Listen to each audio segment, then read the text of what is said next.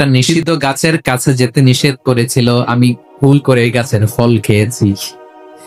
নাফসি নাফসি, আজকে আমার কি হবে আমি জানি না, আমি বড় লজ্জিত। আমারে যদি আল্লাহ জিজ্ঞেস করে কেন খাইছিলাম, আমার কোনো উত্তর নাই। তোমারে বাঁচামো কেমনে আমি? নবীরা থরথর করে কাঁপবে সেদিন। আদম আলাইহিস সালাম বলবেন আমি পারবো না, মাফ করো আমাকে, আমি পারবো না। ওই যে ভুল করে গন্ধম খেয়ে ফেলেছি, নিষিদ্ধ গাছের ফল খেয়ে ফেলেছে, আমি বড় লজ্জিত, অনুতপ্ত, আমি পারবো না। আজকে আল্লাহ এত রাগান্বিত হয়েছে, আগে কখনো আল্লাহ এত রাগান্বিত হয় নাই, ভবিষ্যতে আল্লাহ কখনো এত রাগান্বিত হবে না। আমি পারবো না। এক কাজ করো, তোমরা নূহ আলাইহিস সালামের কাছে যাও। কোন নবী? লোকেরা এবার পাগলের মতো দৌড়াতে দৌড়াতে আল্লাহর নবী নূহ আলাইহিস সালামের কাছে যেয়ে বলবে, ইয়া নবী আল্লাহ নূহ, আনতা আউয়ালুর রাসূলি ফিল আরদ, আপনি জমিনে প্রথম রাসূল। আদম আলাইহিস সালাম নবী ছিলেন, রাসূল ছিলেন না। এই দুনিয়ার বুকে প্রথম রাসূল ছিলেন আল্লাহর নবী নূহ আলাইহিস সালাম।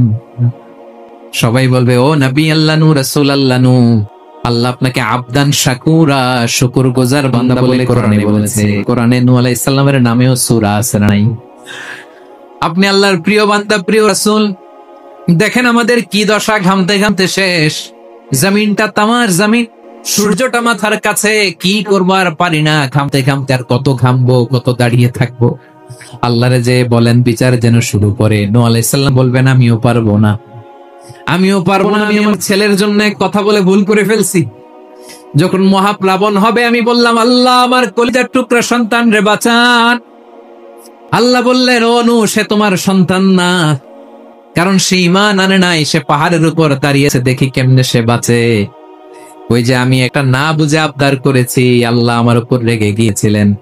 আজকে আল্লাহ ওই ব্যাপারে যদি আমারে প্রশ্ন করে, আমার কোনো জবাব নাই, আমি পারবো না, মাফ করো। তোমরা সবাই মিলে আল্লাহর খালিল ইব্রাহিম আলাইহিস সালামের কাছে যাও। লোকগুলো পাগলের মতো খুঁজতে আরম্ভ করবে, অযুত লক্ষ নিযুত কোটি মানুষের ভিড়ে আল্লাহর খালিল ইব্রাহিমকে যে বলবে, ইয়া খালিলুল্লাহ, ও আল্লাহর খালিল, আল্লাহ আপনাকে বড্ড ভালোবেসেছেন, আপনি কাবা বানিয়েছেন, আল্লাহ আপনাকে বড্ড পছন্দ করেন। দেখেন আমাদের কি অবস্থা। আপনি যে আল্লাহর কাছে সুপারিশ করেন যেন আল্লাহ আজকে বিচার শুরু করে। আল্লাহর নবী ইব্রাহিম বলবেন, আমিও পারবো না। আমি আমার জীবদ্দশায় 3টা মিথ্যা বলেছি। কয়টা? আসলে মিথ্যা না, একটু টুইস্ট করে, কৌশল করে কথা বলেছিলেন, ওইটাকে হাদিসে মিথ্যা বলা হয়েছে। আমি জীবনে 3টা মিথ্যা বলেছি, জীবন বাঁচানোর তাগিদে কৌশল করে 3টা কথা বলেছি। আজকের এই কঠিন ময়দানে আল্লাহ যদি ওই 3টা কথার ব্যাপারে জিজ্ঞেস করে, লজ্জায় আমি মাথা দেখাতে পারবো না, আমিও পারবো না, আমিও পারবো না। আজকে আল্লাহ এত রেগে আছে, আগে কখনো এত রাগে নাই, পরেও রাখবে না। তোমরা সবাই মিলে, সবাই এবার যাবে মুসা আলাইহিস সালামের কাছে, যে বলবে, ইয়া নবী আল্লাহ মুসা, আপনি ছিলেন কালিমুল্লাহ, আল্লাহর সাথে সরাসরি কথা বলতেন। রব্বুল আলামিন আপনাকে তাওরাত কিতাব দিয়েছে, আপনি যে একটু সুপারিশ করেন। আল্লাহর নবী মুসা বলবেন, মাফ করো, আমিও পারবো না। আমি দুনিয়ার বুকে ভুল করে একটা মানুষকে মেরে ফেলেছি। আমি মারছিলাম আদব শিক্ষা দেওয়ার জন্য, এক থাপ্পড়ে, থাপ্পড়ে যে ওই লোক মরেই যাবে আমি জানতাম না। আজকে আল্লাহ যদি জিজ্ঞেস করে কেন আল্লাহ, জবাব আছে?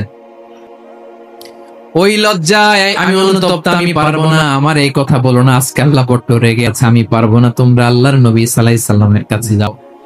কিয়ামতের ময়দানে মানুষগুলো পাগল পাড়া হয়ে আল্লাহর নবী ঈসা আলাইহিস সালামের কাছে যাবে, যে বলবে, নবী ঈসা, আপনি রূহুল্লাহ, বাবা ছাড়া আল্লাহ আপনাকে বানিয়েছেন, ইনজিল কিতাব দিয়েছেন, মৃত মানুষকে আপনি জীবিত করতে পারতেন। আজকে এই কঠিন বিপদের দিনে আপনি আমাদের সাহায্য করেন। আল্লাহর কাছে যে বলেন যেন বিচার শুরু করে। ঈসা আলাইহিস সালাম বলবেন, আমিও পারবো না। ইন্নী উবিদতু মিন দুনিল্লাহ, আমার উম্মত খ্রিস্টানেরা আল্লাহর বাদ দিয়ে আমি ঈসার ইবাদত করেছে।